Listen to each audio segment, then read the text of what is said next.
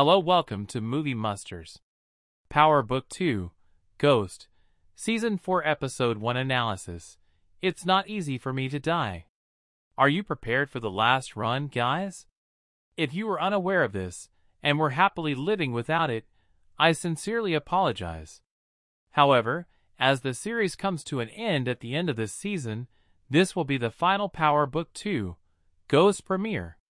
Power Book 2, Ghost Season 4 Episode 1. They need a plan. Stars. Although I still can't get over that news, Power Book 2, Ghost Season 4 Episode 1's excitement did ease some of my anguish.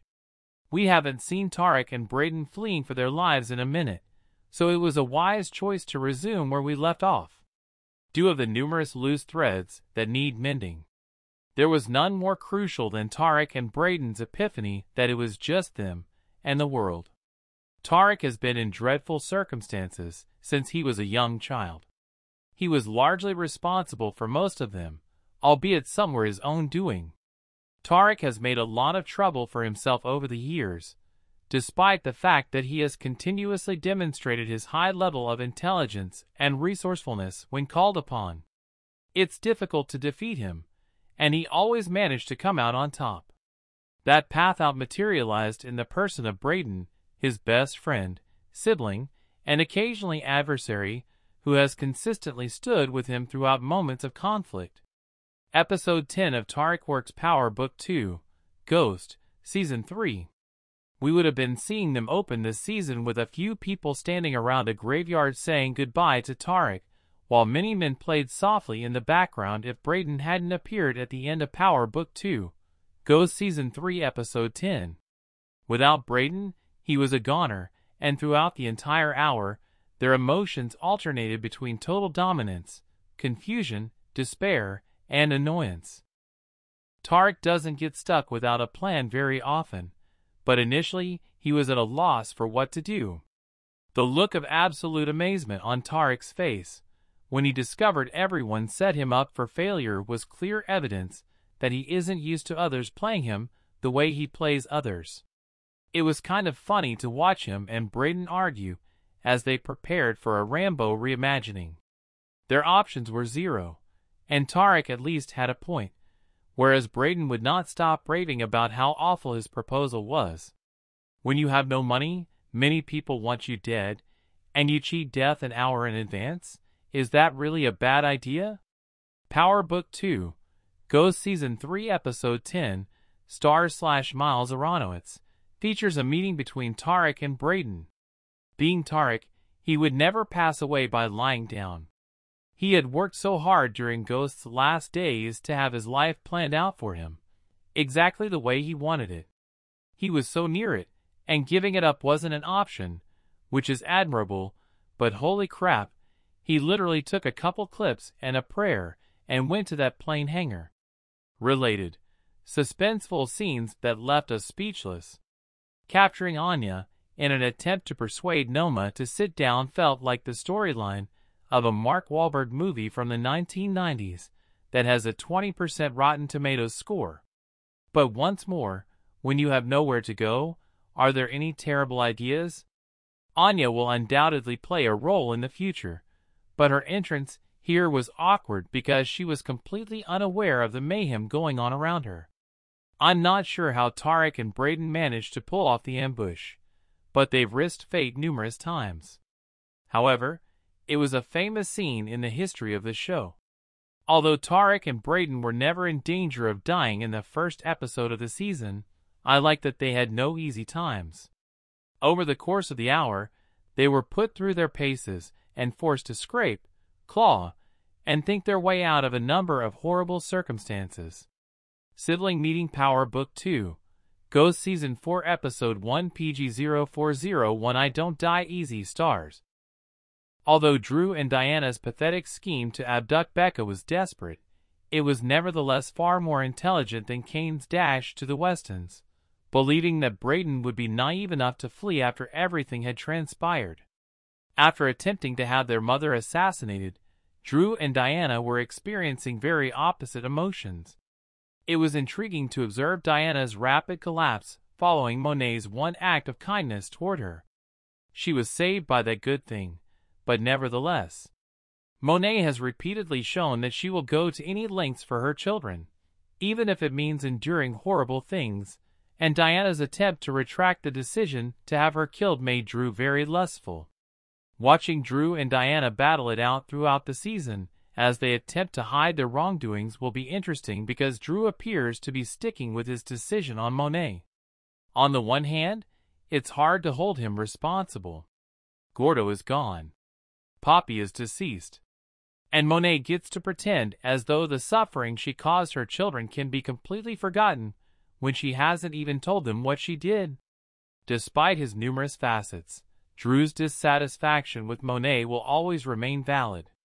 Sullen Drew Episode 9 of Season 3 of Power Book 2, Ghost, Miles Aronowitz. To be honest, the entire family ought to be annoyed with one another. It is necessary to put out the poison that is emanating from those Tejada walls. Speaking of Monet, it was a beautiful touch that the individuals whose blood was on her hands were present in the purgatory she was caught in between. She was forced to listen to 3 men tell her everything about herself while she watched herself possibly die. Ramirez was all that was needed to make the point. Monet is one of several characters afflicted by the power universe superiority condition. Believing you are the brightest person in the room is the syndrome's key symptom. You might initially succeed in getting what you want, and it might work for a while, but something always bites back.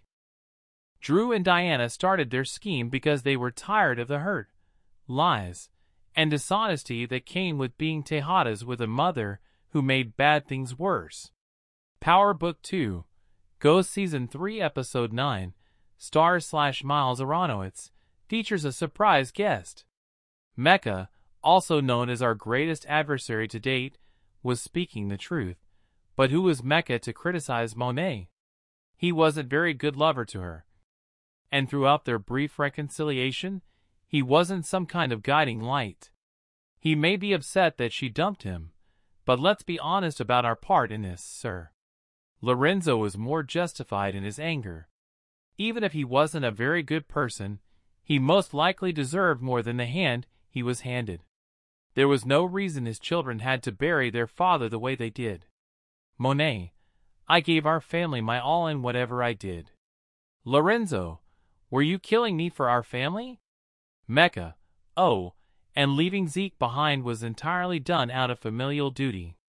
Link Permalink, oh, and leaving Zeke behind was all done out of love for family. Monet has always pretended to be acting in her family's best interests, and while she may think so, however, it was never true. She has always been selfish, vindictive, and more concerned with Monet's needs, wants, and aspirations than anything to do with the kid she gave birth to. Having said that, is she deserving of another opportunity to correct the wrongs? Who am I to pass judgment? Related, what does the future hold for Starz' popular franchise as Power Book 2, Ghost draws to a close? Now that she's dodged death, she has the chance to alter the dynamics and relationships with each of her children, but it won't be simple, especially after she learns the truth. I Don't Die Easy Power Book 2, Ghost Season 4 Episode 1 Always Ready PG-0401 stars. And you're deluding yourself if you even for a moment believe that we'll get through this last season without her discovering that Tasha was the one who pulled the trigger, and that Drew and Diana intended to set her up. If there's one thing Power Season 6 taught us, it's that the sins of the past will never truly go away. Given Tariq's lengthy history of transgressions, it was intriguing that he had only Davis to turn to while he and Brayden were attempting to determine how to protect themselves. Furthermore, if Davis is the only person in your corner, then I wish you luck. Not that Brayden was much better, having destroyed the last bridge with his offal. A racist father, and to be honest, apart from Becca, no one in Brayden's family was a suitable fit for him. Tariq had good reason to despise his father, if he did. However, Tariq was not raised in a household where he was unloved or uncared for. Tariq outside Power Book 2, Ghost, Miles Aronowitz, Episode 7. There was love, but they had a very unusual way of expressing it. Though Brayden's upbringing involved a different way of living, the love was absent. Now that we've seen enough of the Westons, we can conclude that Brayden will benefit by their cutting him off. Because they never respected Brayden or gave him a strong sense of affection, aside from their wealth and prestige. Despite their newfound kinship, he and Tariq sometimes seem to be treading carefully around one another. They're not the same, but we know that, and we've spoken about the similarities for ages, so I hate to always compare them to you-know-who. Brayden and Tariq suffered because of Riley, but they did not experience a single significant event from which they were unable to recover, but Ghost and Tommy's fraternity and relationship ended the moment Angela Valdez entered Truth. There has always been a rift in almost every connection, platonic or not, because Tariq has never been one to trust people completely. Episode 7 of Season 3 of Breaking Out Power Book 2, Ghost, Miles Aronowitz. Not to mention that Brayden had given up on everything similar to the day before. Following Brayden's exile, the two had a pleasant yet lighthearted talk. Tariq was waxing lyrical about what life would be like if they hadn't chosen to come into this life years ago, avoided prison, and peddled narcotics. See also, the greatest hate-driven couples on TV. Sorry, Tariq's full of it. He battled for this life because he desired it. To ensure that he could have the life he desired for herself, he killed his own father. He ensured that Tariq would never live in a world where his concerns were limited to finals and females. The clock was ticking once Noma placed a price on Tariq and Brayden's heads, and Power Ghost always produces action scenes with the ideal music. The highlight of the hour was definitely watching the two spread around campus with assassins, and Cane and Effie following on their heels. It was a really classic Power scenario. When it seemed like everything was going to bring Tariq and Brayden to Cane and Effie, Junior appeared just in time for him to be slain. Tariq, were you the aunt of Angela Valdez? Brayden, Angela Valdez, who the heck is she? Tariq, attorney at law. She was the bitch of my dad. Link URL, prosecutor at the federal level. She was the bitch of my dad. Junior, young. Power Book 2, Ghost Season 3 Episode 6, Miles Aronowitz upset Brayden. A tiny part of me questioned whether Junior was being set up to be the one to bring Tariq down in the end, completing the circle for his family. But then, I realized that everything that happened to Angela was actually her fault, and she never wanted to be saved, so there's no avenging her. Therefore, it wouldn't have gone over well to have Junior save the day. I still didn't think he would pass away so quickly. Given the relationship between his family and St. Patrick's, you would think that he wouldn't have underestimated Tariq to the extent that he did. However, law enforcement in the Power universe is unsurpassed in its cockiness.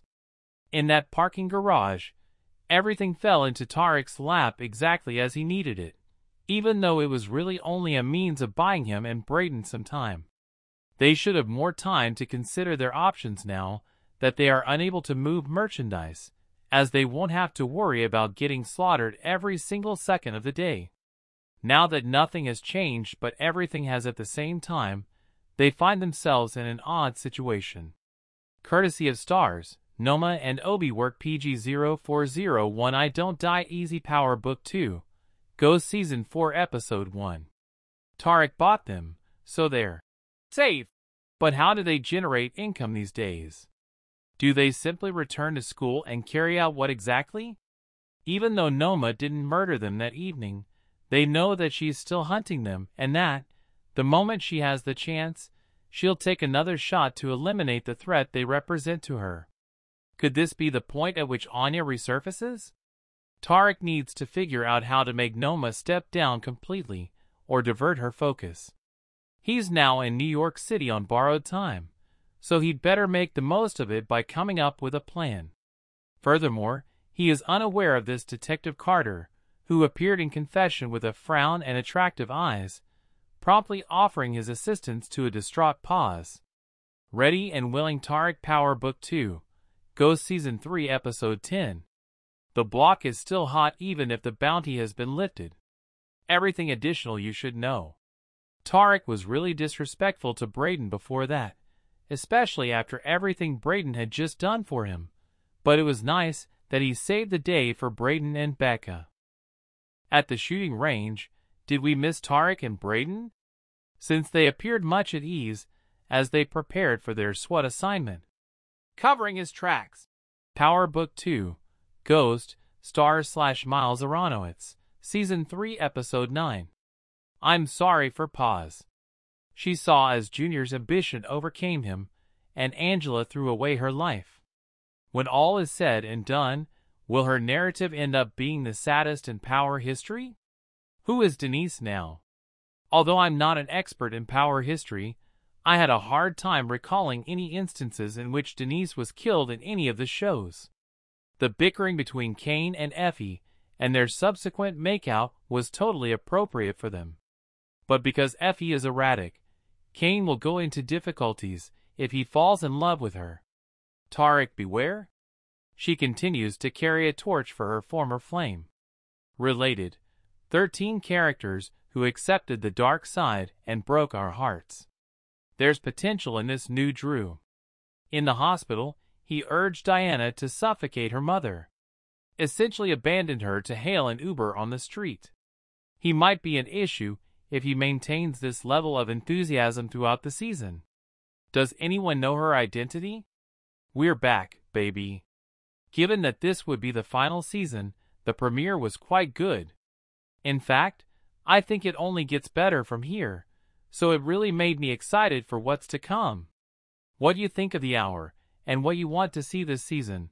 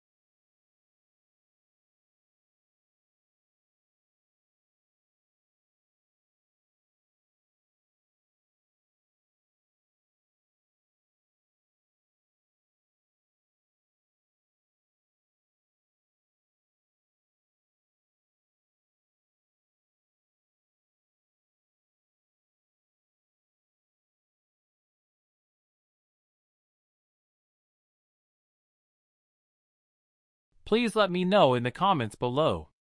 Please don't forget to like, comment, share, and subscribe for more videos. Thanks for watching.